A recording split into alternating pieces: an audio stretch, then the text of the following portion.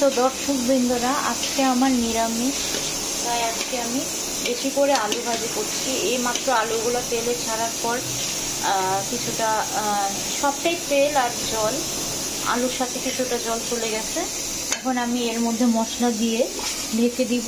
জলটা যখন শুকাতে শুরু করবে তখন আলুগুলো ভাজা ভাজা হবে।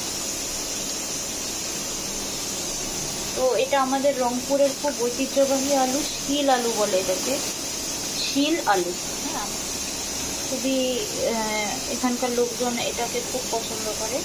তো আমি হলুদ আর মরিচ দিলাম, যেহেতু আলু ভাজি করব তাই আমি বেশি অন্য কোনো মশলা দেওয়ার দরকার নেই। হলুদ, মরিচ আর লবণ দিলেই চলবে।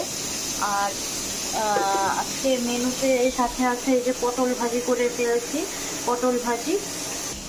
সাথে আমি এই যে মটরের ডালগুলা ভিজিয়েছি। মটরের ডালগুলা যখন ভিজতে শুরু ভালোভাবে ফুলে উঠবে, অর্থাৎ জলটা পুরোপুরি অ্যাবজর্ব করে ভিজে উঠবে, তখন আমি এটাকে সিদ্ধ করব এবং নর্মালি আমি টক ডালের মতো করেই রান্না করব। একদিন আমি অবশ্যই এই রেসিপিটা শেয়ার করে দিব আপনাদের সবার সাথে। আর আমার আজকের মেনুতে সাথে রয়েছে গরম ভাত। আমার সংসারে আসলে শ্বশুর শাশুড়ি আর আমার সন্তান আর আমার হাজব্যান্ড, যেহেতু আমরা এখানে ইলেকট্রিক চুলায় রান্না করি তাই আমরা আসলে অনেকটা ভাত দুপুরের পর্যন্ত একবারই দিয়ে দিই। এই যে এইগুলো রংপুরের আমাদের আম, এই আমগুলো হিমসাগর, এখনও পাকে।